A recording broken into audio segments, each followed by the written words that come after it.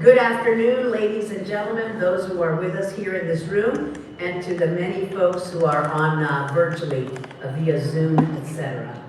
We are so thrilled to welcome you to CHLI's Congressional Policy Briefing. Today is on higher education, and we have the expert, not one of the experts, but the expert in the House of Representatives on higher education, Chairwoman Virginia Foxx. She is the chair of the Committee on Education and the Workforce. She represents North Carolina's 5th District in the U.S. House of Representatives. Chairwoman Foxx has served as the top Republican on the committee since 2017, was given waivers to continue to chair this committee. That's how beloved she is. No one dares challenge Virginia. During her tenure, she has led bipartisan efforts to pass significant legislation, including the Strengthening Career and Technical Education Act for the 21st century. Chairwoman Foxx's dedication to education is reflected in her own academic achievements. Listen to this, guys. Holding degrees from the University of North Carolina at Chapel Hill and UNC Greensboro. She previously taught at Caldwell Community College. I'm a community college graduate, so that means a lot to me, and Appalachian State University. The chairwoman also served as president of Madelyn Community College in North Carolina. She's lived it, she's breathed it, she chairs the committee, and she will tell you in her remarks what she's doing right now to fight the scourge of anti-Semitism and the violent, out-of-control protests that are sweeping our wonderful educational institutions, that is sickening and that demands a harsh response, and Virginia Foxx is going to bring it home. So please help me in welcoming Chairwoman and Dr. Virginia Foxx. Virginia, take it away.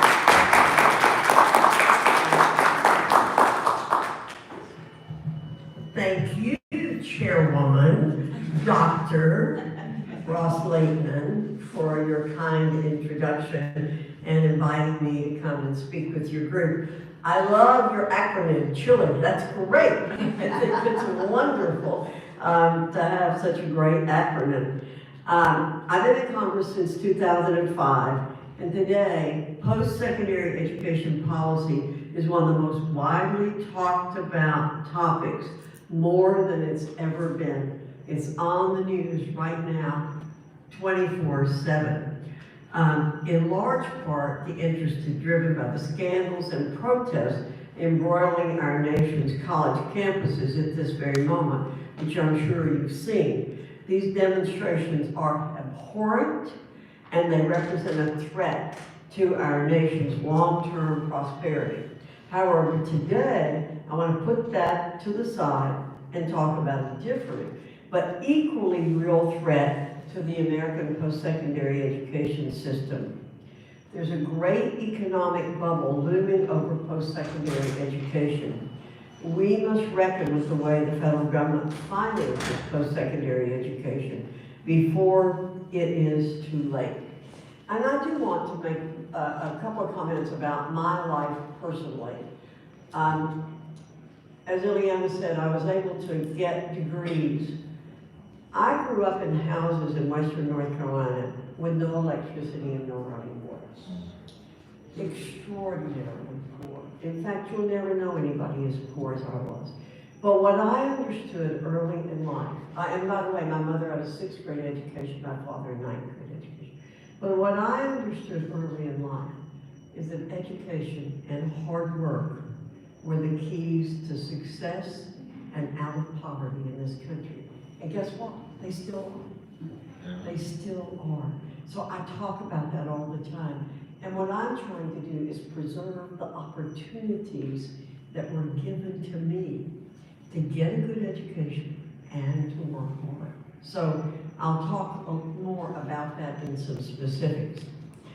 I believe this message, too, is really important for members of the Congressional Hispanic Leadership Institute and supporters of the Hispanic community. The Hispanic community is an incredibly young, vibrant, and fast-growing minority group. You all know that. I don't need to tell you that. Therefore, clearing obstacles to post-secondary education, ensuring that it remains a positive investment, are two issues I believe should be of great concern to you today. The fundamental issue in post-secondary education is one of declining value. The earnings premium for a college degree has stagnated since the turn of the century. Meanwhile, tuition has nearly tripled the rate of inflation over the past several decades. In other words, college graduates today are getting less bang for their buck. While college is by no means a net negative investment, it is trending in that direction. Preston Cooper of the Foundation for Research on Equal Opportunity has found that up to 25% of bachelor's degrees leave students worse off financially than if they hadn't enrolled in the first place. 40% of master's degrees provide a negative return on investment. The problem is structural. We spend too much, we guarantee too much, we demand accountability too little. Realigning the incentives that have contributed to this systemic failure and a subsequent $1.7 trillion student debt bomb is going to be a gargantuan task that takes an all-hands-on-deck approach from everyone in this room. I want to talk a little bit about the College Cost Reduction Act. So the committee has envisioned a new approach in the College Cost Reduction Act, or CCRA, that will require support from a broad array of groups and constituencies for it to reach the president's desk. It will fundamentally reorder college pricing based on the principles of transparency, accountability, access, and affordability. The centerpiece of this bill is the quality assurance mechanism, which some have called skin in the game. Essentially, the colleges would be financially responsible for granting degrees that leave students with debt they cannot afford. That is the stick. Then there is the carrot. Promised grants will be awarded to universities based on the surplus value created by their degrees. Analysis of the CCRA shows that the quality assurance mechanisms will net most institutions more financial rewards and save taxpayer dollars. Hispanic serving institutions tend to be some of the top performers, given their commitment to low tuition and promoting economic mobility. Moreover, the CCRA ensures information about college costs is clear, accessible, and consumer-friendly through standardized financial aid offers and enhanced college shopping tools. I'm going to talk a little bit about what's happening with the FAFSA. Legislative solutions like the CCRA are essential to aligning college value with its cost. However, to add insult to injury, misguided executive overreach has contributed to mixed signals and confusion endemic in the college shopping process. President Biden has pushed schemes such as student loan bailouts that do nothing to address the root cause of college affordability while neglecting the basic congressionally mandated responsibility of FAFSA. FAFSA is a prime example of the Biden administration missing the mark on actual education issues facing families. FAFSA delays and miscalculations are at record highs, leaving poor families who rely on FAFSA in the dark. To date, the Department of Education has not apologized nor taken responsibility.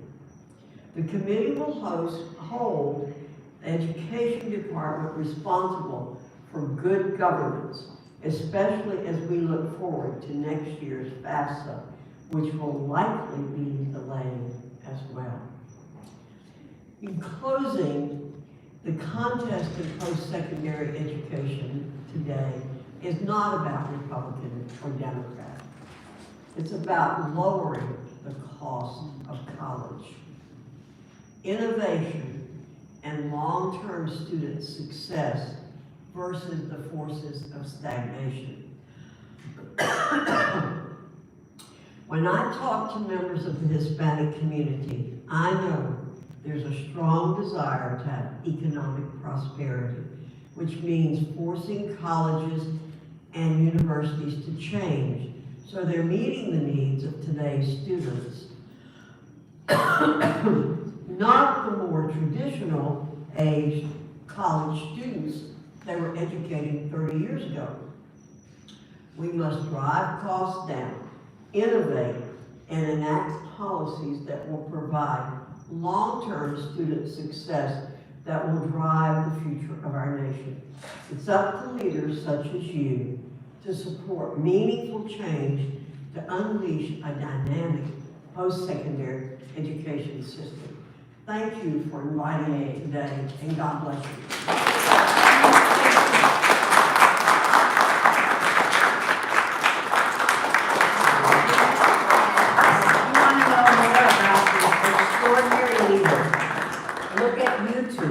Look up Rep. Virginia Fox, My Story. It is an incredible video that tells you what are the events that led to this remarkable American. Thank you, Virginia. Yeah. Ileana and I are both examples of people who've been able to achieve when nobody thought we could. Absolutely. And so what I tell people is, if I can achieve, anybody in this country can achieve. Virginia, God bless you. God Thank bless you. you all. And give them hell. We couldn't ask for a better speaker to kick off this CHLI, the Congressional Hispanic Leadership Institute's Higher Education Public Policy Congressional Briefing. That's a mouthful. And as you heard from Virginia, they've got a wonderful agenda in the Education and Workforce Committee. And today we will have a distinguished panel that's going to discuss all of the topics that Virginia brought up. They greatly impact Hispanic college students and their families across the nation. And as we look to the challenges and obstacles that many students and their families face, as they determine how to achieve their higher education dreams and goals, we cannot be remiss to recognize the difficulties that students are encountering in educational institutions today. It is shocking. First, as a parent and an abuela, a grandparent, the safety and security of students while on campus at our universities is paramount. When I was 8 years old, my parents and I fled from the communist takeover of my native homeland of Cuba, came to the United States seeking freedom and opportunity. My journey from student to teacher to business owner to legislator taught me that protecting our rights as citizens to free speech, the rule of law, the right to peacefully protest are critical to maintaining our democratic way of government. However, targeting, harassing, and endangering groups of individuals, such as those of the Jewish faith, is not only unwarranted, but it must be condemned. Tensions are high, passions are strong, but we must always defend the right of every student to feel safe. That is the bare minimum. We must protect our students from the wave of anti-Semitism and the hate-filled rhetoric that accompanies this passion. As a community and as a nation, we look to future generations to continue to safeguard our great American experiment, which for over 200 years has been a beacon of hope for many around the world. I encourage each one of you here and virtually, to those joining us, to avail yourself of the information provided today by our panelists with respect and decorum. So thank you, muchísimas gracias a todos. And now I'm so proud to introduce Gabriel Ronquillo, the CHLI Program Manager, to take over the festivities. Oh, and we've got the great Darren Soto, so that's what you need to do first. All right, thank you, Gabriel. First I have to do it.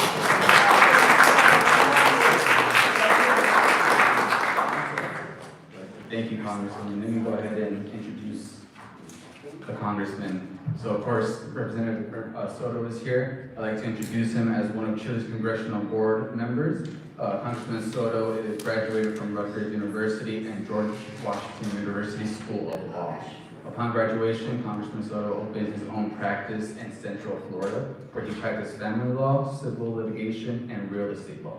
In 2016, he took his public service to a national level after being elected to the U.S. House of Representatives, and in his first term in Congress, he passed the most laws of any freshman member in the House.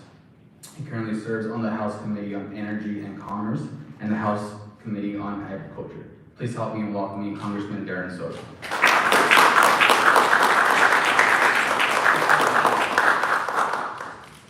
Thank you so much for that generous introduction. It's great to see Madelyn. Gosh, she was such a mentor to me in our first 2 years. She's still learning a thing or two from her, but it was, yes, absolutely. But it was great to be welcomed. You know, every now and again, we have disagreements in some of the state policies, but I really think Florida has a good balance when it comes to higher education. And when I look at some of the opportunities for higher ed here on the federal level, there's some things that are done very well in Florida that we can emulate nationally that I know many of you are familiar with. First of all, the Direct Connect program. How many of you are from Florida? I know a lot of you are from different areas. Okay, so I know Chile's always a little Florida heavy, which I love, by the way, representing Central Florida. So, you know, we have a very fun state. You can go to the beach and to all these different downtowns and pursue various different dreams. So it's easy to get distracted, right, in the Sunshine State. And so I always felt like our flexibility in our higher ed system is something that we really want to emulate nationally. You can pursue your baseball, reggaeton, model career, or your boat captain's career, or whatever you like. And if it doesn't work out at 22, 32, 52, you could get your GED. You could go to your local college, whether it's Valencia in Central Florida, Miami, Dade College in South Florida, among many others.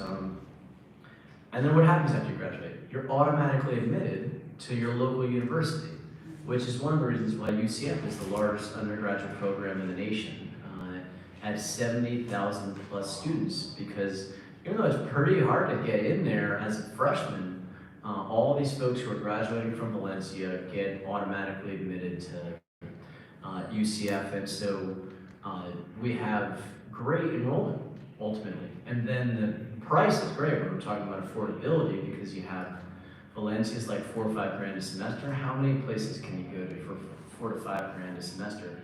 And a lot of students in Central Florida are choosing that path directly. And in my home county of Osceola, we have Osceola Prospers, which is where Kissimmee and St. Cloud are, for those of you who are wondering. It's just south of Orlando.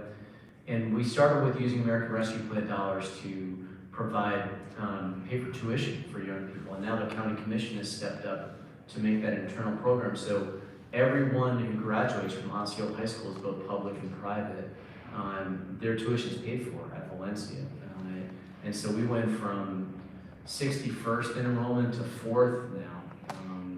And so as we're looking at ways to try to expand enrollment and affordability, the Direct Connect program with our strong community college system, and then our large and incredible universities are a really good model. Now, of course, if you're going to some of these schools, big classes, right? I went to Rutgers undergrad, most of my classes were 100, 200, 300 people. So for those of us who are very self-motivated, the price is right and it works out and you get a great education.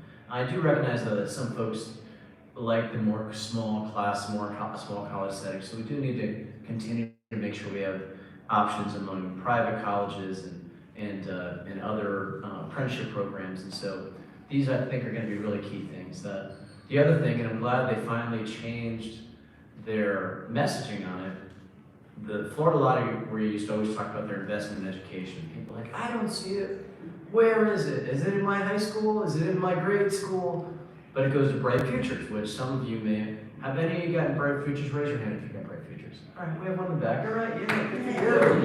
It's getting harder and harder to get, by the way. But that's another great model of helping bend the curve on college affordability, because like most of what we're doing right now on college affordability is on the back end, right? Helping with interest in President Biden's Student Loan Forgiveness Program, since the forgiving principle outside of existing programs has been called into question by the Supreme Court. It's really about helping on limiting the total amount people have to pay per month based on their income, rolling back some interest that may have accumulated over many years, and then of course boosting the public service principal forgiveness program, which is a program that's been around for a long time, but it's really important that it's sufficiently funded. You know, I see so many folks who work for me, or I talk to my local superintendents in Orange and Osceola County, and they talk about every week they have some teachers who work for 10 years, and they're getting their entire student loans forgiven. And it always was difficult because it had to be a qualified nonprofit or government. You couldn't miss a payment once, you couldn't be late once, like you had to be perfect to make this work. And look, we really want folks to go into public service. Generally, the pay is less than the private sector, right, overall. And that's always gonna be the case, right, when you're talking about government and working based upon tax revenue. But we want to make sure that we have good people in government that are great teachers, or great doctors working in local community health centers in places like Tampa or Orlando or Miami, and working in, and obviously our military, among others, with the GI program. So we really want to continue to improve upon the principal forgiveness program to encourage more folks to go into higher ed. Locally, we couldn't be more proud of our local universities. So UCF over the last couple years became an HSI, over 25% Hispanic enrollment. We work with them to get that certification, and also, you know, during Hurricane Maria, I'm of Puerto Rican descent, and we got to work with a lot of Florida institutions across the state when Hurricane Puerto Rico happened. But it was always kind of a blow to our region and our pride that like UCF didn't have a lot of this research going on. Now, a couple universities were doing a great job already, FIU and UF, for instance, and we encouraged that research to continue to happen. But it was like, oh, Ramba mi corazón, that like we can't go to like UCF nights to get information on this Puerto Rican diaspora, 1.2 million people. And while about half of us are in Central Florida, the rest, we're all over the state. And it's because of military, it's because of the shipping industry in Jacksonville. A lot of medical professionals go to Miami, and people like the beach a lot of them go to Tampa Bay, which is pretty cool too. And so one of the things that we recently did through the community project funding is get $500,000 for the Puerto Rico Research Hub, so that we could do more of this great work in Central Florida as well. You know, we really want to continue to focus our universities and our colleges on doing foreign policy research in the Caribbean, Central America, and South America. We're in a time right now where it's excruciating watching what's happening in the Middle East and the protests and all that stuff, and all that's very important. But so is the collapse in Haiti, right? So is communist Cuba, so is the collapse in Venezuela, where a quarter of all Venezuelans have left the country. I worked specifically on temporary protective status and passed the bill out of the House twice, and then ultimately was able to work with President Biden to get temporary protective status. We see Nicaragua, a narco state. see other countries are really struggling. And so when we don't always get the kind of press that other areas get in the nation for critical crises in Caribbean, Central, and South America, it takes members of Congress, it takes concerned citizens, it takes universities to step up to help do that work, and we're going to continue to do so.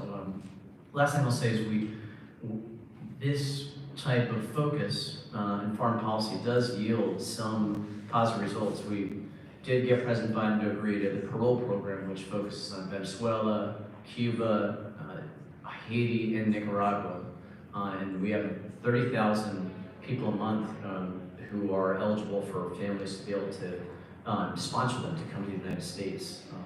That's a program that some of you may know folks who are involved in. And we do literally about a dozen or so affidavits a week from different families trying to bring their loved ones over. And so the work of higher ed, whether it's college affordability, whether it is preparing the next generation of workers for everything from aerospace to shipping to healthcare to education and industry, plays such a good role, and affordability is something we need to continue to focus on. And then we need to continue to invest in HSIs, and that's something that we've worked across the aisle through various appropriators of Hispanic descent, including Diaz-Balart and Henry Cuellar, who are both on, I believe, both on the board, right?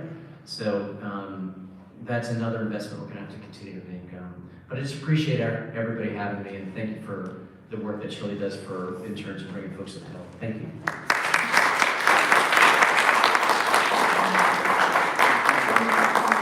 We're going to take a little quick pause here to ask if you can please join us for a photo with our panelists and, Ms. Madelyn Yes. from the White House before she comes up and gives her remarks. And I know for those that are watching virtual, bear with us while we take this photo here. So, here we go. Get the two of you with your hand. Or two. Hang on. Here, go ahead. Perfect. And I'll get on Erica's side. How many, do you know everybody else? Sure. Erica, So you get to speak at ESOL classroom. Oh, did you? Oh, okay. So es una excelencia. Luis, you've met anything before? Y Erica también. Yes. All right. All right. Over here. Thank you. Over here. I'm gonna take one. Okay, thank you. All right. Can we hold that, please? Thank you. Would it be okay to see some of the students? Yeah, let's get one. Come on, join us. Superhero intro. Who's the interns from Florida? Me. Stand over. This is one of the best times to be in Florida. Okay, so.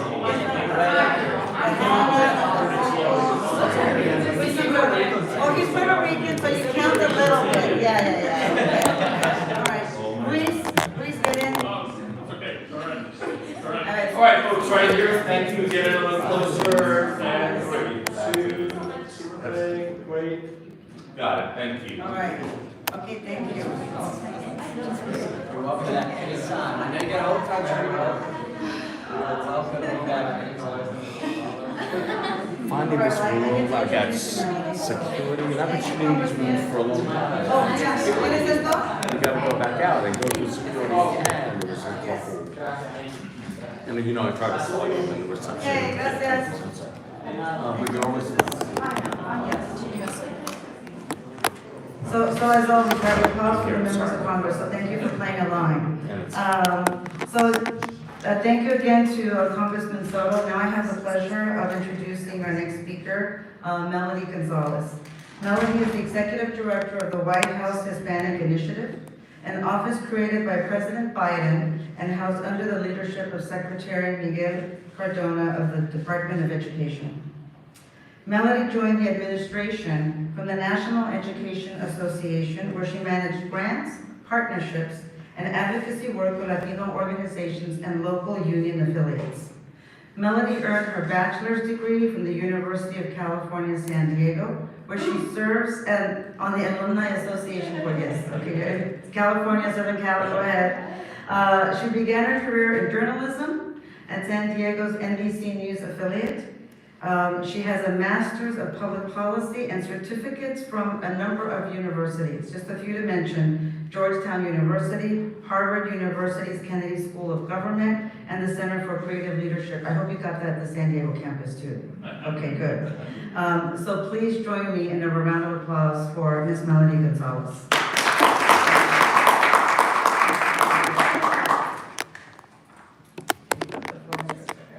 Buenas tardes.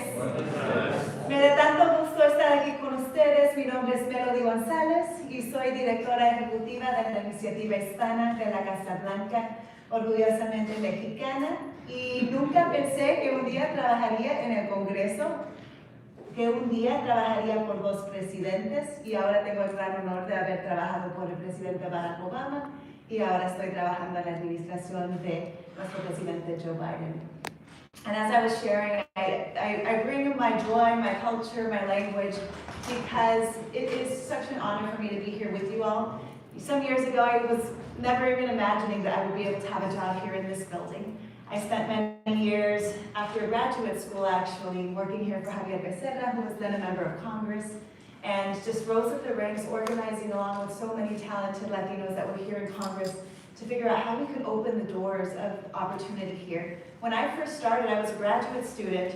I had come out from San Diego to Georgetown University, and I heard the stories of alumni of my master's program who worked in Congress, and I said, wow, that's something I would love to do. That would be an incredible way to bring the public service values that I learned about from my parents and try to make a difference for our community, but I didn't know how to do that. And one day I went for a jog, and I was debating, should I go for a jog or not? I was kind of a little down, not really quite finding jobs that clicked. And so I was starting to think, maybe it's time to go back to San Diego, which would have been fine. And I decided that day to go for a jog, and I went for a run around the Lincoln Monument and ran into a friend of a friend who worked in this building, actually down the hall at that time for Nancy Pelosi. And he said, I'll add you to the email list, we'll start sharing some of these job postings with you. At that point in time, job postings for this place were primarily posted in hard copy in the basement of the Longboard House office building. And so ever since I was able to land that first opportunity, he and several other people emailed me the job posting for Javier Becerra's Congressional office and said, I'll apply for this.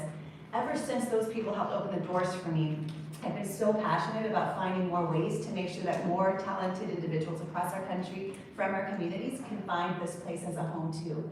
And so it's been incredible to have this journey here where I've been able to work on the nonprofit side. Many of us worked together before with a coalition called the National Hispanic Leadership Agenda, to also work in the Obama administration where I worked at the Department of Labor and the Office of Personnel Management, to work on the labor side with the National Education Association, supporting our educators, and then get the call to serve on the Biden-Harris transition team.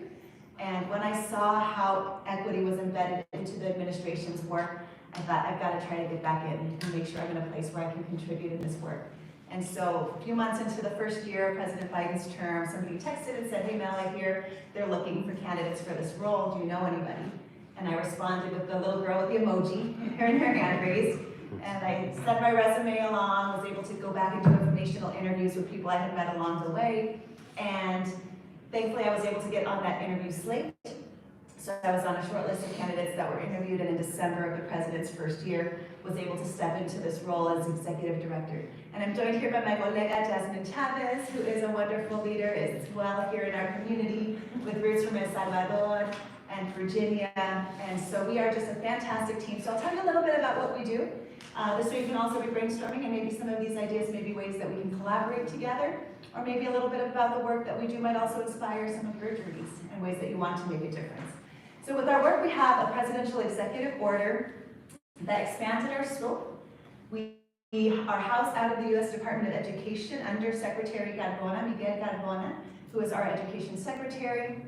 And we have a few tasks. So one is we move on advancing 12 cradle to career policy goals that we work on with the White House, our Department of Education colleagues, and all of our federal agencies and our partners. Second big bucket of our work is that we lead an interagency work group. And we have over 35 federal agencies who are part of that group. What's really exciting to me is for the first time in history, we've worked with them to to stand up teams within their agencies to work in support of our Latino policy goals. And we're meeting monthly, they're engaging in reporting activities, they're sharing best practices and technical assistance so that we can be moving policy, programs, budget, civil rights, jobs, procurement. All of the systemic work is critical because historically Latinos have only been about 10% of all federal workers, and in some agencies really it's been as low as 3%.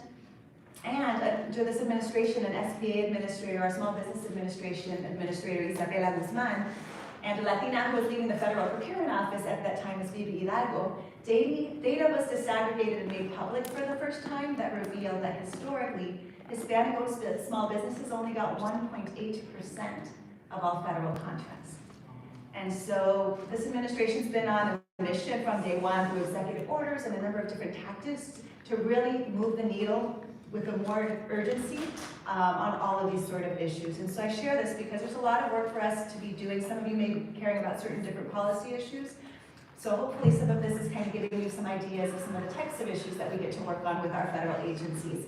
We also lead a President's Advisory Commission on Hispanics, and we're very excited. This Friday will be our next meeting, and these are public, so you're able to watch them. We accept public comments as well. And our 21 leaders on this commission are tasked with making recommendations to the president through our office. And so some of these recommendations may be about policy or programs or budget, or maybe about convenings that we should be engaging in, ways that we can make sure all of our significant efforts in this administration and on behalf of the federal government are truly reaching Latino, Spanish-speaking, immigrant families, Hispanic-serving institutions, our Hispanic-owned businesses. And it's really inspiring work as well as informational, so you're welcome to join that there. And our last big bucket of work is also focused on public engagement. And so we enjoy being in person or virtual to whatever extent we can, helping share the story of the work that we're leading, but really talking about resources.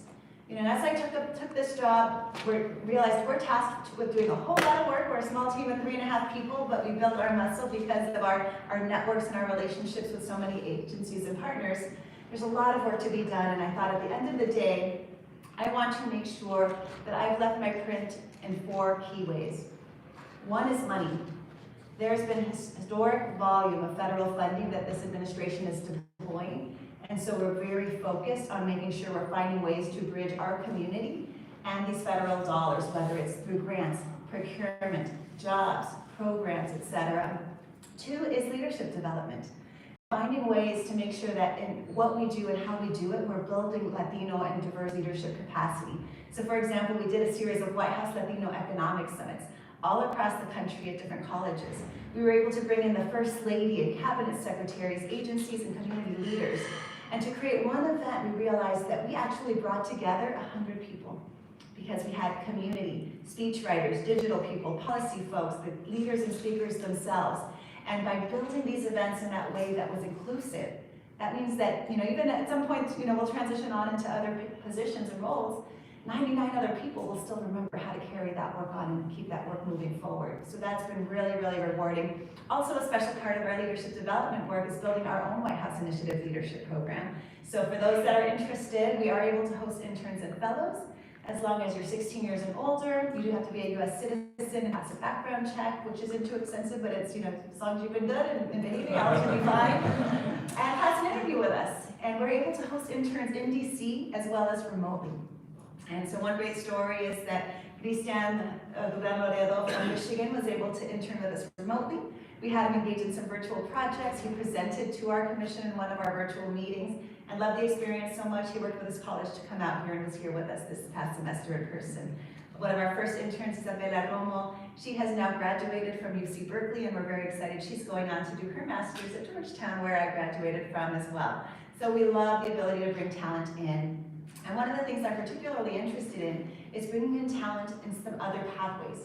So if people work in state or local government, that includes our K-12 teachers, higher ed, which includes our Hispanic serving institutions, federally funded research centers, and certain nonprofits, we're able to work out these intergovernmental personnel act agreements that allow those experts to come in and detail with us in government. So I would love to be able to bring in more talent through that pathway. And then of course, we're always promoting federal career jobs, which means you are there at the agencies serving in the mission of that work, as well as presidential appointments, like what Jasmine and I have, and what our commissioners have, where they keep their full-time jobs, but get to bring their expertise in these volunteer board roles. So those are some really big initiatives and projects we've done on the Latino leadership development end. Also are very much focused on systemic change. So figuring out where are there those levers that we can try to move that we know will help create the change in our federal government, in our institutions, that will last. And so one example of that is that we're working with all of our federal agencies to complete action plans that they're going to have to turn into us that outline their accomplishments for Latino communities, but also what they're doing to recruit more Latinos in government, to engage in procurement and contracting with Latino-owned businesses, to collaborate with Hispanic-serving institutions and help bring federal research and grant dollars into our schools. So it's a very exciting work because we know that act of creating these plans and reports is going to require agencies to pull from different parts of their institutions to identify what's working, what's needed, and what they plan to do moving forward. And the last piece of priority work that I'm just personally very committed to is what the President talks about, of restoring the soul of the nation. And we know that while we are in a much better place from where we were a few years ago when COVID was at its peak, there's a lot of healing. There's a lot of unity work. There's a lot of connection that needs to continue happening. And so I'm very blessed to be able to work in a place where beyond just sharing information, we're able to help spark inspiration and connection and collaboration. And that is why I'm so grateful to be able to spend a little time with you all so that hopefully you hear a little bit more about our work that we're doing, but also understand that, just like Jasmine and I, there are many leaders working in this town, and we need more leaders like each and every one of you to be in these halls, whether it's in Congress, in our federal agencies, or maybe even leading as president or members of Congress one of these days yourselves as well. Today you're going to get to hear from a number of our friends and experts on the education front, but wanted to make sure you all know that at the Department of Education, we are so committed to advancing equity in every way that we can. Secretary Garcon has been leading his Raise the Bar, Lead the World priorities to help advance academic achievement, address teacher shortages and teacher diversity, make college more affordable, and especially what's really exciting that he's done in a way I have not seen anybody do in my time here in Washington, D.C., is he's focused on multilingualism and really valuing, not just helping people learn English, but helping understand the value of the native language skills or the additional language skills that we have and may gain in our communities, and how valuable it is that we have more multilingual, multicultural understanding to be able to play strong the way we need to for this nation and for our global economy. And especially right now, I also want to make sure you all know some of our FAFSA updates. As you know, we have the Financial Federal Student Aid site that is newly revamped for the first time in decades. Our team has been constantly iterating on this, and one big announcement from yesterday that I want to make sure you know and help us share is that for those families, those students who have parents that may not have Social Security numbers, the system has now been fixed so that those parents are able to complete their part of the contributor process.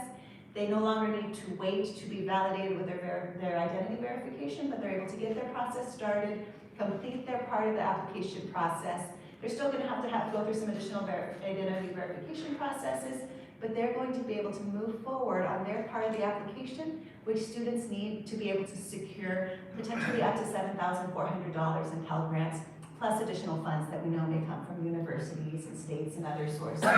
So please help us spread the word. We've got bilingual resources. Just yesterday I was able to have a video that I did in Spanish posted onto the Department of Education website. And for me, it was just a very full circle sort of moment where, I'm so grateful. Today it's also my what would have been my great-grandmother's birthday, my abuelita Elvira. And I am so grateful for the experience of having had her, my great-grandmother Maria, where they were Spanish dominant, and we grew up speaking in Spanish to our abuelitas. And I'm so grateful for having those abuelitas, my parents who also value our Spanish skills, so that I can be in a place today, standing as a presidential appointee, speaking in Spanish, delivering the latest updates to help our community and those most in need get access to the information that we know will help them build hopefully generational wealth and the dreams of their future. I never thought that I would land at that point many years ago, that it was a special sort of moment, and I share this because for those of you who are students right now and just starting your careers, the world is your oyster, as they say. You know, I know sometimes it's easy to worry about what your next steps might be, what will happen, what you need to do next. And I will just share that while I work in this position now, which seems fancy and exciting, and it is really rewarding, there's many times along my career and journey where I've gotten no's, and things haven't worked out on my way. And it's, you never know why things happen, but things happen for a reason. And so, animate, stay in the work, stay focused, stay positive, surround yourself with mentors, sponsors, and supporters, because we need you in so many critical places, especially in education, especially in our government. And I appreciate so much the time to be here with you today. We'll leave with you some flyers, pero estamos aquí para servir, para apoyarlos. Por favor, cuenten con nosotros. We are here and so proud that you are as well.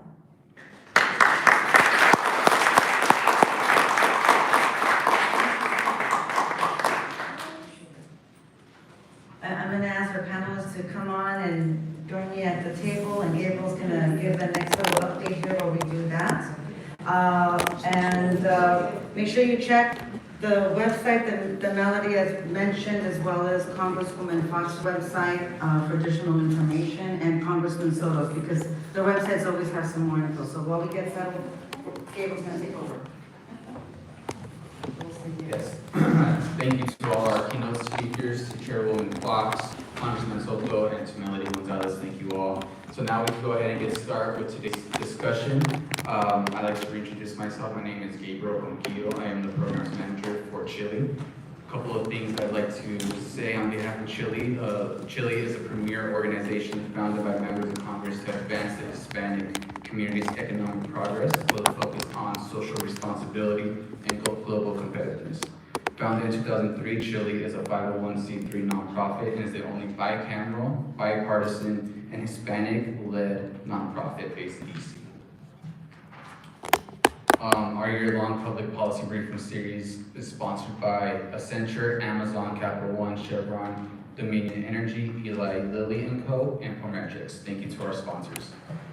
So now, today, we'll be discussing higher education. Experts will discuss policies affecting Hispanics in higher education, including tuition rates, FAFSA, Pell grants, and more. Experts will review current and potential shifts in higher education and what improvements might be implemented by the Department of Education, Congress, colleges, and universities. And now I'd like to pass it back to our chair, our president and CEO, Marianne Gomez. Okay, all right. So hopefully you can hear us all, and also so we already got like a primer, like a super primer, right? With the Honorable Yana Ross-Layton, with Congresswoman Fox, with Congressman Darren Soto, and with Melody Gonzalez. So I think we've got a lot of questions already set up. I'm going to quickly introduce our panelists. You probably have already looked them up. In no particular order here, Erica Romero is the Vice President of Education Policy and Advocacy at Latinos for Education. Erica earned a master's degree in public policy from the Harvard Kennedy School of Government and a Bachelor of Arts in Political Science from the University of California, Berkeley. Thank you, Erica. I have two Go Bears in my family, so yeah, I get. We're gonna start this college rivalry, I can already tell. Okay, Luis Maldonado is the Vice President for Government Relations and Policy Analysis at the American Association of State Colleges and Universities. Luis has a master's degree from the University of Puerto Rico, Medical Sciences Campus, and a bachelor's degree from the University of Maryland, College Park. Thanks again, Luis, for being here. Madelyn Lucas is a policy analyst at Excelencia in Education. Madelyn earned her Bachelor of Arts in Political Science with a minor in chemistry from the University of New Mexico and her Master's of Public Affairs from the University of Texas Austin. So I think we also have a pretty good eclectic little group here from across the country. I decided to go ahead and moderate this discussion. As most of you probably know, when we do these briefings, we have somebody else do the moderating, but I also have been an educator, and so I thought I would chime into the conversation. So I've been a professor at American University in their postgraduate communications program. I was a business professor at University of Phoenix at 3 different campuses. And then I also taught business classes, public speaking, and typing at Hill Vocational School. So I think I kind of covered. I'm not good with the 6-year-olds, but I'm great with college students. So I'm gonna jump in, and the way we're gonna do this is I'm gonna ask each person a question. It's kind of based on their expertise.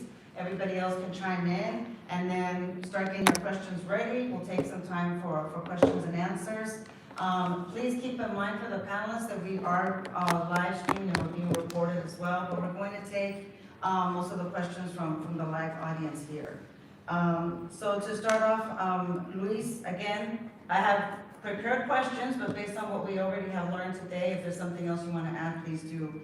The House of Representatives Education and Workforce Committee has approved a reauthorization of the Higher Education Act. Can you please catch us up on that, Bill, and maybe unpack it a little bit for us? I know Congresswoman Fox kind of touched on it a little bit, but if you can kind of give us a little bit of a different perspective on it. I'll be happy to do so. Good afternoon, everyone. Buenas tardes.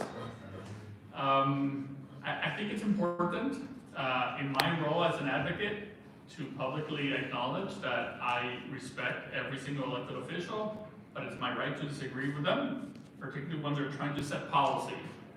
And I admire Chairwoman Fox a great deal. We don't always agree with what she's attempting to do. And that's a fair statement. I've said that statement from people from the other aisle as well. She is trying to do something very difficult. Major pieces of legislation tend to be reauthorized, word of the day, reauthorized by Congress every 5 years. We are on year 16 for the Higher Education Act, the HEA. The HEA is the description of how the federal government interacts with colleges and universities or anything in post-secondary education. The biggest part of HEA is student aid. Not just Pell, but loans, work study, SCOG, you name it. All the different ways that the federal government supports students, particularly those in need, to access higher ed. So Dr. Fox is trying to do something very difficult, which is she's trying, and she alluded to this in her statement, she's trying to create a sense of accountability. We are not afraid of that word in higher ed. We think affordability and accountability is an important part of the process. We haven't done it yet in a substantive way because it's really hard. The hardest part of that, and I respectfully disagree with what she's trying to do right now, because we're afraid of the consequences of the way that accountability is being thought of today. So she has put forward a proposal that says universities will be responsible to repay the aid that was given to students if they're not able to repay their loans. So putting aside that there are many different reasons why an individual may not be able to repay their loan, that has nothing to do with the education they receive or the institution they went to. Our concern at ASCU, as my association is typically known as, is the effect of that. So, just think for a moment. If you're a university that's going to be in the hook to repay student loans for people who do not complete their education, who are you going to start admitting as students? And more importantly, who are you not going to admit as students?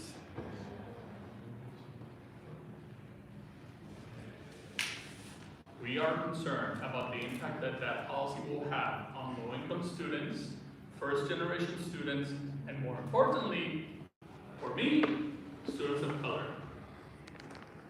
Because we, because I'm part of that community, we are the highest risk population, along with African Americans, and a portion of the population is in the community as well.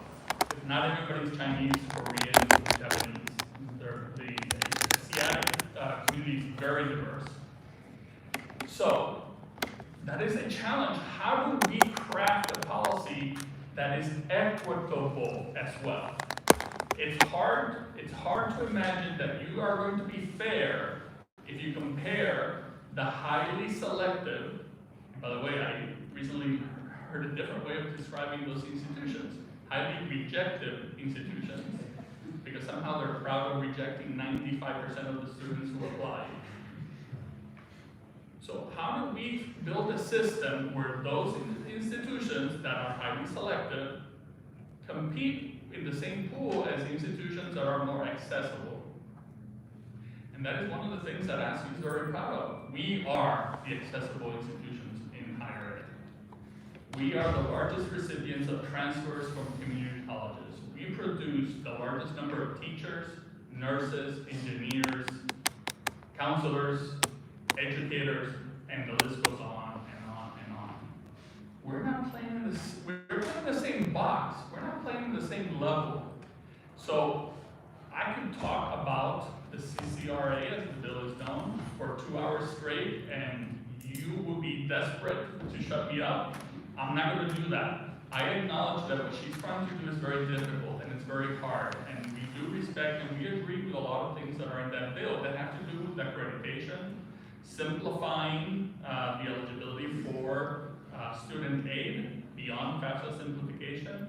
There are a lot of good things there, but we have to acknowledge the challenges with the hardest part of the bill, which is right now the greatest obstacle for the bill to actually make it to the floor of the House of Representatives for a vote. Forget the Senate. The House is not convinced that they'll be able to complete it. The Senate is not going to complete it in time, which means we're going to have to start all over again next year in the 119th Congress. So that's year 17. Why does that matter? The HEA was written when institutions were predominantly white institutions. Just think about how the world has changed in 16 years since the last HEA was put in the books. We need to update the HEA. We need to recognize the realities that all colleges and universities are dealing with in terms of not just the student makeup, but the realities of the students, the type of faculty that we need to create. We were part of a conversation not long ago that asked you about AI. How are we teaching AI? Are we producing college graduates to understand how to use AI? AI is no longer a, should I use it? If you do not know it today, you're already at a disadvantage in your job and your career. So all of us are adjusting to this. I'm not trying to tell you you're in a hole, but we have to catch up to this. So we incorporate that into higher ed right now so that we can produce the graduates that actually our country will need. I'll shut up. We'll just give you a brief. Erica, okay, this next question for you, dear. So Latinos for Education has a comprehensive Latino action agenda, specifically on higher education. So what are the biggest issues that you and your team are working on right now around higher education? There are a couple. One of them, when we think about the Latino student population, we know that we are overwhelmingly going to start at a 2-year institution and transfer to a 4-year institution. I'm a native Californian. We got our transfer rates up so this is a 6-year transfer rate. We got it up from a whopping 6% to a whopping 20%. And so when we're thinking about a 20% transfer rate to a 4-year institution, if our Latino students started at the community college with the intention of transferring, they're not going to make it. So how do we make it easier for our students who are starting at a community college to get to that 4-year institution? How do we make it more transparent, what you need to take? How do we make it so that you don't go through, hopefully only 2 years of community college, get to the 4-year institution and realize they're counting none of your credits, which means you're starting all over again at the 4-year institution, which means you're taking another 4 years to graduate. So how can we help solve that issue? At the same time that we are solving that issue, if a student wants to go to a 4-year institution, if that's their goal, how are we making sure that our students are eligible for the 4-year institutions? And many of them, probably like me, I went to school on the Cal Grant in California. Well, our average family income is $40K. Without financial aid, we're not going. We know that this year, the FAFSA rollout had some issues. We also know that we are 20% behind at this stage where Latinos should be. So I want to encourage everybody in the room as a continuing student, if you have family members, if you've got a neighbor, if you know they haven't filled out their FAFSA yet, please encourage them to do so. We need to make sure our kids are going to college, or at least have the option to do so. Right? It is at least one barrier removed if the government is giving you free money. And then on the other end, for those of us who have already graduated, we had a discussion a little while ago about public service loan forgiveness. Latinos, when they go to a four-year institution, are more likely to take out loans, and we take longer to pay it back. As somebody who just had 40K forgiven last year, it also meant I could afford my condo here in DC. It is life-changing to have that public service loan forgiveness, and we have to make it so that those of us who've already taken out the loan, who are doing public service, actually have the ability to get that loan forgiveness. For us, one of our biggest issues is educators and educators of color, and we'll talk a little bit more about that in a while, but most of our kids can't afford to go on, take out these loans, go into a profession that does not pay particularly well, and not have the purpose of having their loans forgiven at the end. So follow up to your first point, what are you doing, or what are some of the options? Because every time there's always a discussion or something comes up, it's like, there's an instant knee-jerk reaction, like we have to do this and this is gonna fix it, and then it becomes like, well, wait a minute, then there'll be this, and then there's that, and then there's all these other unintended consequences. So have you narrowed it down to kind of think about what might be the best or last couple, 2-3 solutions? So we have actually endorsed a bill that has not been introduced this session yet, but will be Okay. by Congressman Castro to make transfer more transparent, so that when a student is going to a community college, they will be able to go onto the website, figure out which universities they have an agreement with, and what the transfer pathway looks like. They were being able to taking a suggestion that they also need to put on there the information for the transfer counselors, because quite frankly, I always joke that it takes a PhD just to transfer. It can be extremely difficult depending on the state, and so you need a professional to help guide you through that process. And then I think this is really more a state issue, but the whole transferability of credits so that students aren't starting over when they get to that four-year institution. That's critical to be addressed as soon as possible. Great. No, I remember that, having friends who had it all planned out and had figured out, 2 years, maybe 2.5, and then they would transfer, and then at the second year going, did you check everything? Because are you sure you can get in? And I mean, it happens all the time. It happens all the time. So if you know of anyone who's considering going to community college first, no matter what you do, no matter, things happen, things change. So by all means, please, things are expensive as it is, and the most precious that we have is our individual 24 hours in a day, so don't have to be repeating things you don't have to. So give that some extra consideration there. Madelyn, so share with us a little bit, so I'm not sure if everybody's familiar with Excelencia in Education, so if you can tell us a little bit about what the work that you're doing, and if there's any 1 or 2 top things that everybody needs to know about. Yeah, so buenos tardes, thank you all for having me today. So Excellence in Education, we inform research on Latinos in higher education. We do policy work, we help institutions with their efforts to build their capacity to serve their Latino students. We have a Presidents for Latino Student Success Network, and so these are our presidents and institutions who have committed to serving Latino students.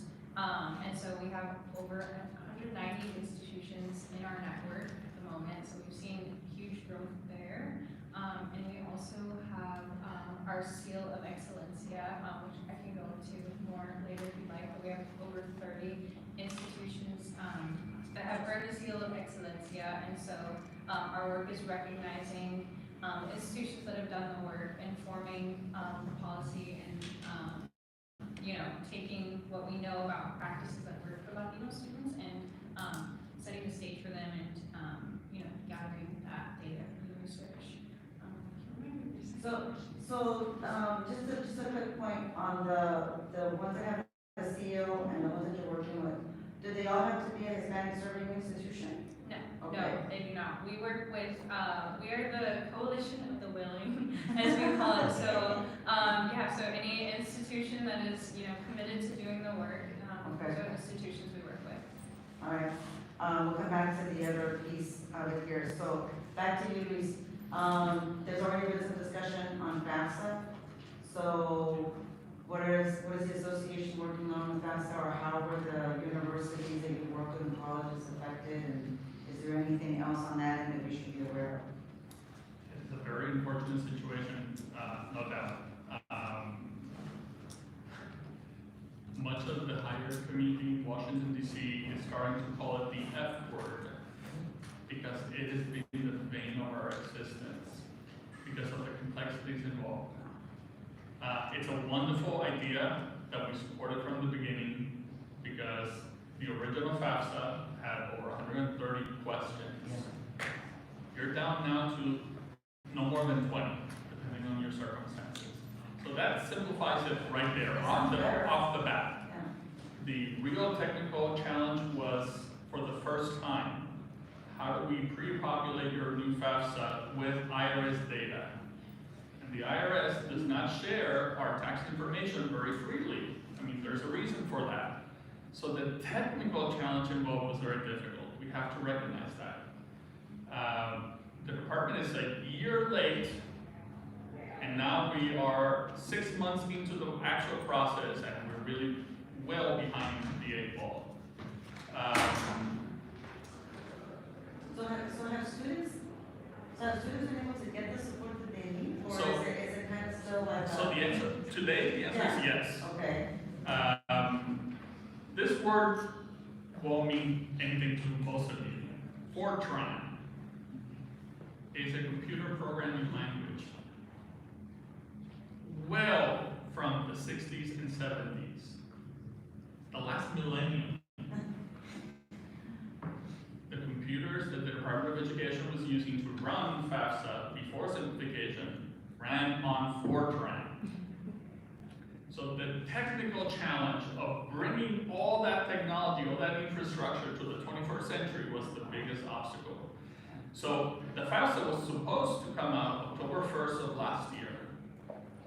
By law, it has to be out January 1st of the year. Which is earlier now, because it used to be. It used to be December. Right. So now it's earlier in October. So they released it mostly January 30th, December 30th of last year. So then the glitches, as people started to use it, the glitches appeared.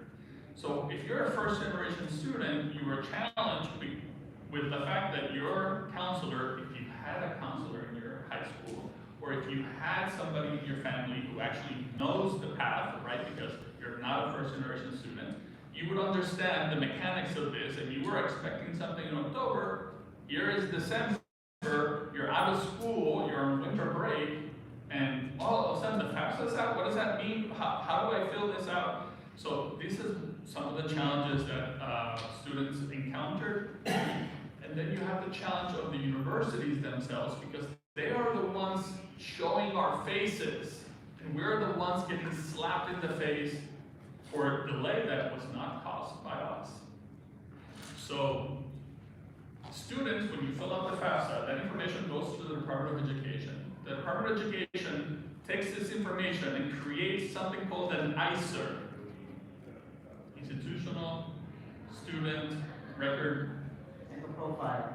It's your file. Yeah.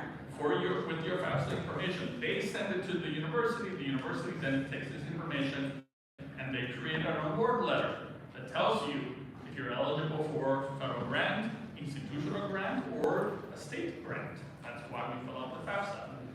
The department had a real problem creating and developing these ISERs because a number of challenges started to pop up. The department receives 7.7 million different FAFSA. So these are current students and prospective students, students who want to enroll in the fall. About 20% of them had a problem with the FAFSA. It was not signed, it was not complete. For the first time, the student has to input some information, and then your guardian, parent, let's call it the adult, if you're a dependent individual, has to fill out the other side. If that other individual did not have a social security number because either they're undocumented or they never worked, they never had to develop a social security number. Now you need one. How do we do that? The system wasn't working correctly. Over the weekend, the department fixed everything, On Monday, they sent every college, 4,000 plus colleges and universities, the new final ICERs. It's ironic that this is happening on the traditional day where all colleges and universities, it's called signing day, where they tell you, you need to tell me if you're coming to my university or not. So that gives you a sense of how far behind we are. And I think Dr. Fox also alluded to the fact that we're already late for this October's FAFSA. In working with the department about the current situation, we learned, because the department admitted to us, it takes them 18 months to get ready for the next FAFSA. October's around the corner, so we're already behind the 8 ball for next year's FAFSA. So this is going to have a serious effect on colleges and universities. Forget the students. The universities are going to feel this reduction in enrollment for years to come. That means that's money that the universities don't have to educate the people who are in those institutions, who will be in the institutions as well. So this will have a multi-year effect. The department has had a very challenging job. They did their best. Today, we're told that it's been fixed. Now we wait to see how many students decide to enroll and what's the drop in enrollment. That's So a big challenge. are students delaying enrolling, right? So they're like one semester off Yes, now? we or are something like that, right? we're 30% below FAFSA completion compared to last year. That's a third Yeah, that's a of lot. the expected freshman class that we were expecting arriving in universities this year. And not all universities are created equal. I talked earlier today about the highly rejectives, and then there's us, there's community colleges, there's private, there's for-profits. All of them are going to be impacted differently, but they're all going to be impacted, except the highly rejected. And can I just add? Yeah. I think something you said about the reduction in the number of students, that's something that Latinos for Education worries about a lot, because folks drop out, they're not coming back. So just to reiterate, please fill out the FAFSA if you haven't done it yet. And you can still do it, you can still go to a community college, take 2-year transfer. We're encouraging folks to not sit it out. Go to the 2-year route transfer, talk to your transfer counselor about how to do it. And then if you decide to sit it out, please make a plan to go back next year. Yeah, that's a hard thing. It's always hard to get back in the swing of it. So Erica, this one's for you too as well. How am I doing on time? April, okay. Because we could have a little chat here for a while. Okay, so you talked a little bit about this already, but so research shows that Latino students excel when they see themselves reflected in their professors. What kind of higher education institutions and on the government side do to ensure that the teacher and faculty pipeline reflects the diversity of our country and the potential students? So we are going to hit 30% Latino students in K-12, 9% of our teachers and principals are Latino. By the time we hit college presidents, it's 6%. And so clearly our teachers don't look like the students are educating. Why this is important is if you have a teacher who looks like you, research has consistently shown you are less likely to get disciplined, you are more likely to take advanced listening courses, and you are more likely to go directly to college. And so if you've gone to one of those schools that doesn't have a single teacher of color, you never saw somebody who looked like you. And so it has an impact on our college surveys. And so we need more teachers who look like the students that they are serving. There are a couple of ways to do that. For our institutions of higher education, there is the Hawkins Center of Excellence. That is a grant program at minority serving institutions, which includes the Hispanic serving institutions to create pathways. One of the things I shared is I went to 2 great colleges and nobody ever asked me about a doctorate, right? I am still a first generation Latina who grew up in East Oakland. I did not know the paths that were available to me. So how about we go back into our undergraduate populations and start talking to them about the various careers and the degrees you need to achieve them. Surprisingly, folks don't necessarily know they need an education credential in order to go teach in the classroom. You know, what does that look like? What is the process like? let's start talking to our Latino undergraduates about these types of careers. For the government side, I will say one of the disadvantages to becoming a teacher is that it does not pay well. As somebody who grew up low income, I could not have afforded to go through 4 years of a BA, get a credential, and then go to a degree that does not pay me well, because I enjoy eating and having a roof over my head, right? So how do we as low income students take that? There are a couple things we need to do. We are supporting 2 pieces of legislation that would set a minimum teacher salary at $60K. Still not enough in some states, but better than some states are doing right now. And so, right, this is a different generation. These are no longer, the teachers used to be women who the husbands worked and made the money, and this was just nice to have. This generation of teachers, you need to be able to live off of the income.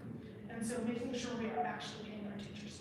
The second thing we need to do is, could we stop charging people to earn credentials in something that we need? So they have to take a test. These tests can get expensive.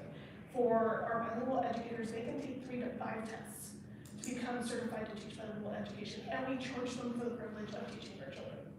We should be thinking about how we make this far more accessible for a student population that is generally speaking low income. And then the last one, we have a draft proposal around an educator diversity bill.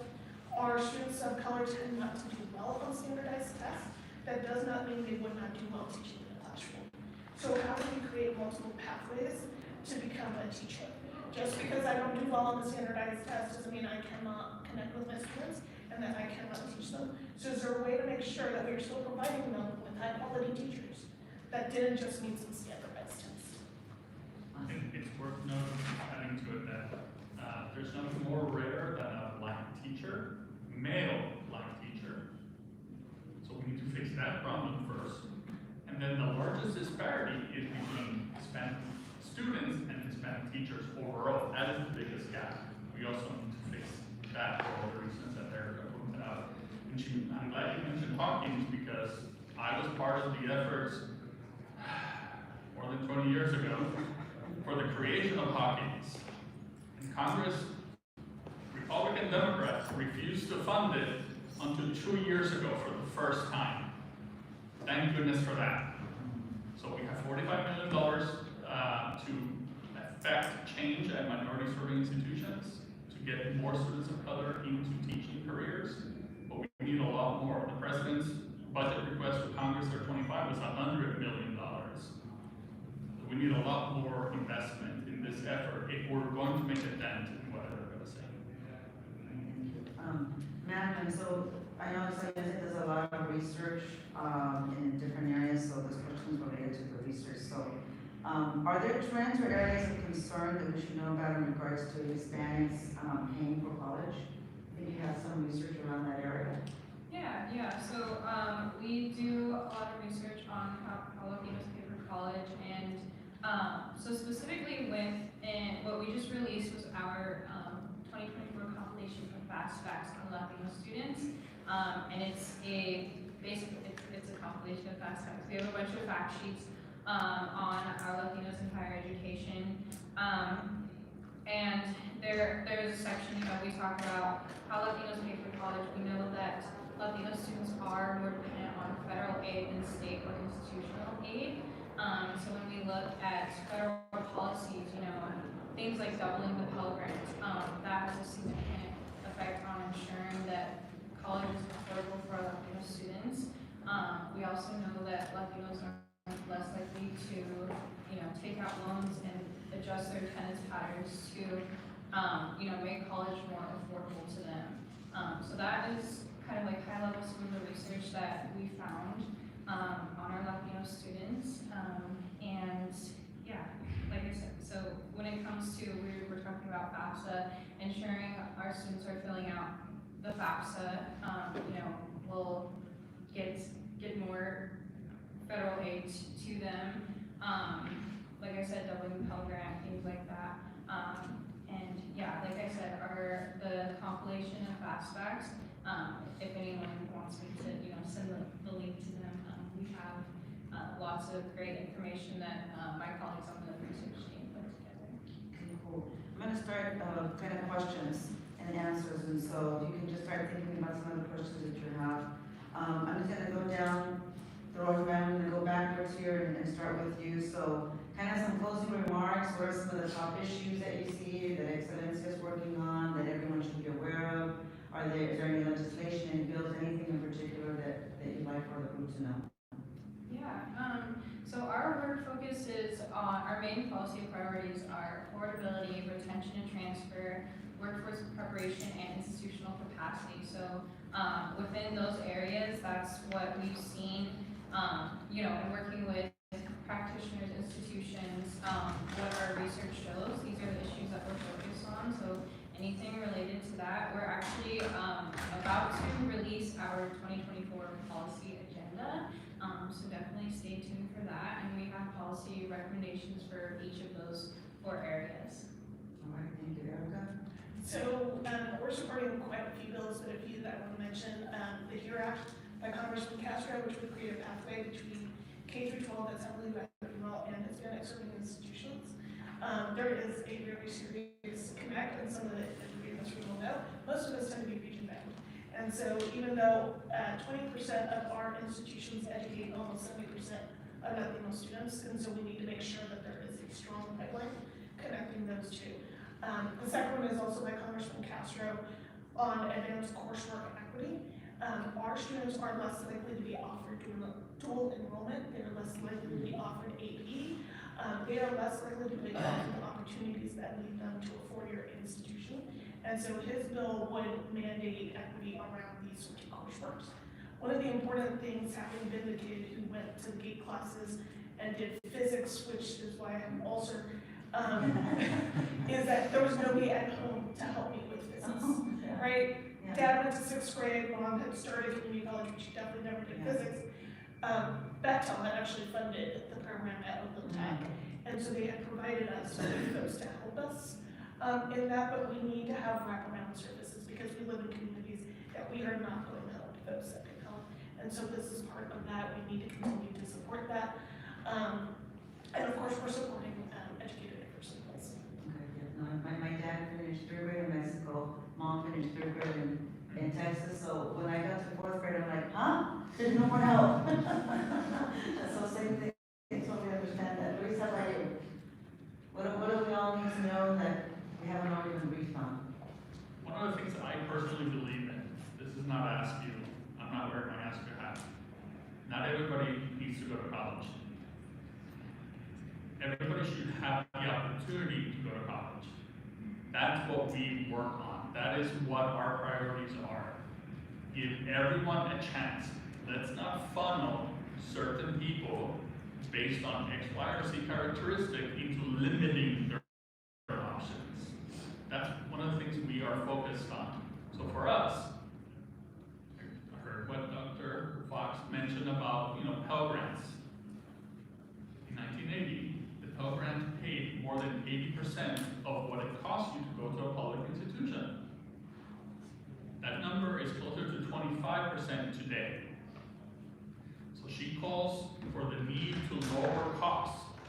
Well, we also need to increase the investment that we're doing to make sure that that Pell Grant, which is the best way to provide access to higher education, is an affordable purchase, it's an affordable ticket. Right now, it's hard to go to college without a loan.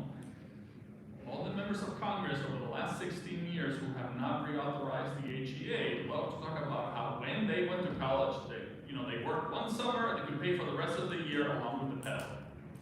That reality is not today's reality. That's why we need to update the law. So we want to double Pell. Let's get it to $13,000 a year. And now we're cooking with real gumbo. We also are firm believers that we need to invest in the institutions themselves. So Pell is important because you get Pell and you as a student purchases higher education depending on where you want to go. You take your Pell where you want to go. That's fantastic. Whether public, private, or profit, whatever it is, that's your choice. We support efforts by Dr. Fox and others to provide better data to all students so that they know exactly what they're buying with that Pell. But but we need to increase the purchasing power of the Pell, we need to invest in the institutions. Askew believes that the best thing we can do to make college affordable is to invest directly into the universities. The universities will not need to increase tuition if we're investing in them. Not all universities are created equal. Some have endowments that are larger than the GDP of some countries around the world. But we need to invest in the institutions. I'm here to argue that should be regional public universities, which is what ASCII represents, and community colleges. Those are the institutions that are educating the bulk of our labor force today. The industry that we depend on are educated by our institutions and community colleges. Let's invest in them. We think that's the best investment we can make. Now, I'm not saying that we need to give them all that money with no accountability. I already said we believe in accountability as long as it's equitable. All right, thank you. Questions? Yes, go ahead. Hi, my name is Alejandro Castillo. Kudos for you for being first. I'm a global leader with CHLI, and I'm actually very invested in issues of higher education access and affordability.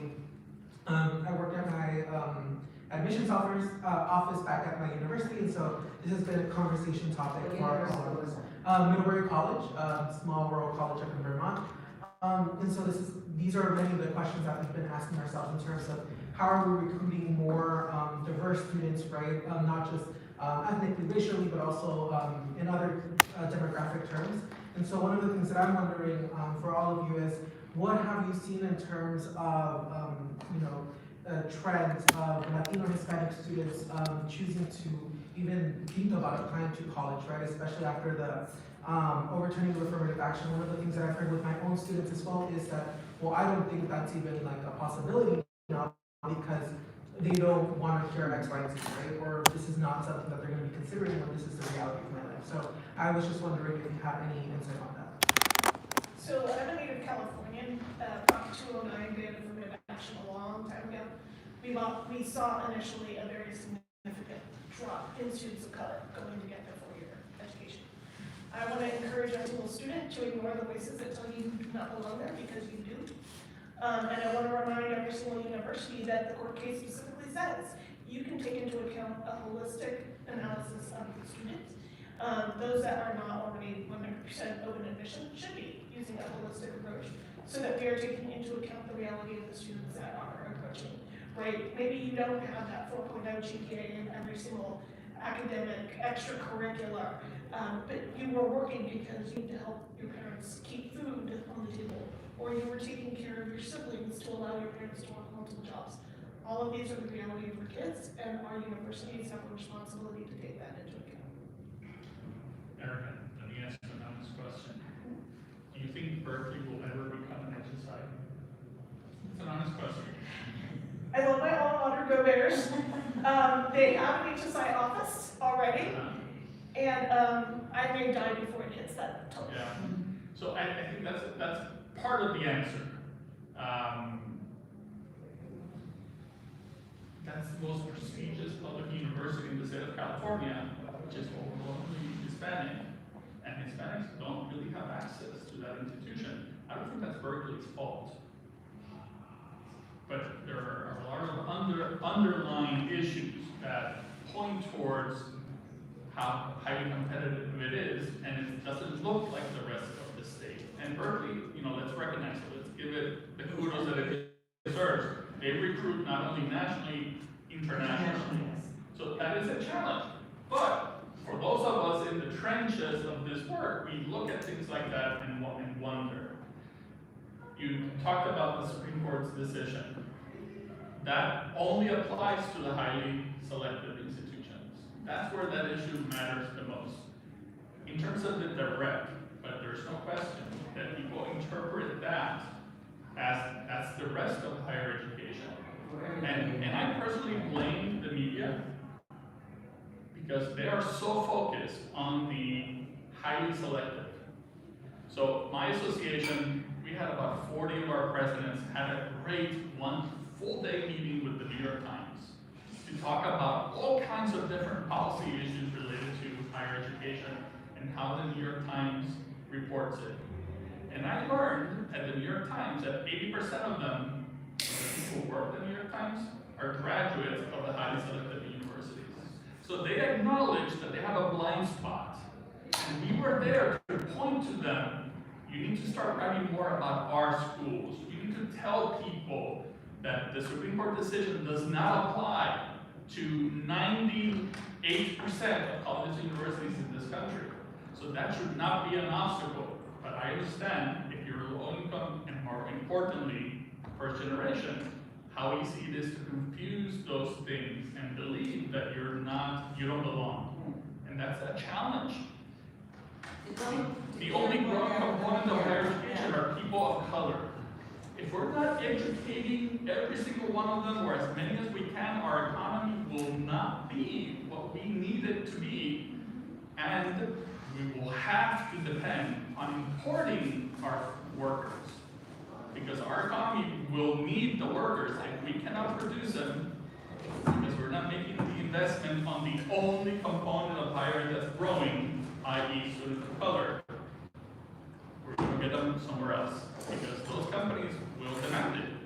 No, and so you brought something up that comes up quite a bit in terms of like the media and how things are portrayed. So, it's really good information and it's important because then we can go back and talk to people in our community and our universities, alumni associations, wherever it might be, because they need to start getting that information out as well, right? And so then what also happens is, I'm sure many of you do this, so I chat with my mom at least twice a week, right? And so she'll start to tell me, I saw this and I saw that, and then you get on eso. I'm like, who told you, Mom? Oh, I saw it here on this news, and she understands English, and so she'll go back and forth between the English language news and the Spanish language news. So she does her own little comparisons, and so sometimes it ends up being kind of like the same stories.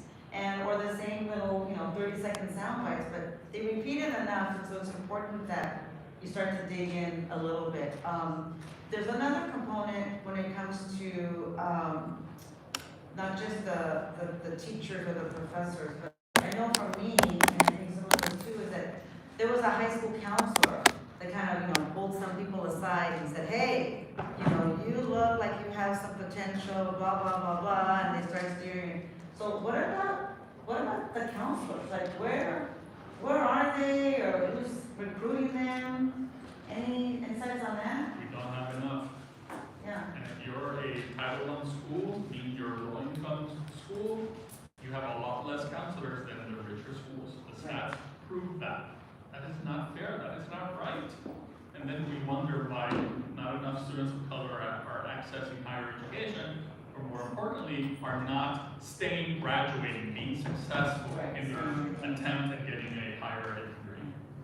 Any other questions? Yes, sir. Yeah, Jerry Hayes, a research engineer. I'm curious, like twofold, the students that are dropping out from four-year colleges, are they majoring, I'm just curious, like what are they majoring in? I think for the ones that have been able to participate in the STEM field, there always has been a good supplemental support along with Pell Grants, undergraduate research, a lot of other scholarships that tend to have a lot of money tied to it that kind of help them along the way. But if they're not majoring in the STEM disciplines, what has been a way that most people have been paying for college in addition to the Pell Grant? So for the non-STEM folks, and I wish I had stuck with the physics some days. It's better. Right, I can tell you in California, the Cal Grant pays your entire public tuition at a four-year institution. So if you're lucky enough to live like the state in mind, the Cal Grant then covers cost of living issues. I also did the whole commuting thing, so Berkeley was actually my commuter campus. It's what happened with commuter campus, but I took part in every single day. Right, folks are finding ways to make it happen. I think part of the problem when you addressed it is that Latino students are less likely to take out loans. I said the ones who do take out the bigger loans, but we're less likely, so we're working longer hours, which leads to longer completion times. It also leads to more folks like that who drop out, right? So it is finding a way to make sure our students are also less likely to apply for financial aid academically. There have been research around this, which is why we need to encourage our families to make sure we're filing a FAFSA so that we aren't leaving the free money on the table. And then ultimately, they're financing it by, there is a significant homeless population among some of our students, depending on the campus. As all of you all know, having been more recent college graduates than myself, there is basic needs. It is, am I eating every day? Right, like I can't ever see top ramen again in the right, but top ramen might be nice for some folks. Like how often am I eating? Am I couch surfing? All of that becomes an issue, which leads to the dropout rate. So I think the other part of the answer to your question is loans. That's why Dr. Fox mentioned the $1.7 trillion loan debt that we have. Again, taking off my ask you hat, I would argue that state elected officials have figured out that I can cut money to my university and not pay a political price. Because in general, everybody blames the university for having to raise tuition. Public universities, most of the money they receive is from the state. The federal government provides additional support in student aid and then institutional aid if you're an MSI or a bunch of other categories. The number of institutions, of public institutions, that are receiving less than 50% from their state government is growing every year. So can we really call them public institutions if the public is not investing on them? They have transferred the cost of your institution from the state investing in the institution to you, the student, and your family. Because you can always take out a loan. And in the meantime, I'm going to blame the university for having to increase costs because things rising costs, and you're competing every day with more sophisticated technology that costs. But also, and this is not blaming the student, the makeup of the student, the needs of the student is changing. I personally ask myself, why are we so concerned about all these things now when the majority of students are of color? We didn't seem to care about that 30 years ago. How convenient. So I digress. But we need to figure out how to encourage the federal government and the states to continue to invest in public institutions, because that is the bulk of where students earn their degrees. And we need to make an investment that will pay off over and over again. When people earn a degree, they pay more in taxes, they use less government services. You do not really interact with the judicial system. If you're eligible for unemployment, you're on unemployment a lot less than somebody, let's say, that has a high school diploma. You don't use food stamps. You don't use Medicaid, on and on and on. That's where the real savings of investing in universities comes from. But we don't look at it that way. Elected officials don't look at it that way. And that's on us. We're trying to correct those things. But the answer to your question is, unfortunately, loans. Thank you. Please join me in thanking the panelists. We're a little over time here, so everybody stick around. Please join me.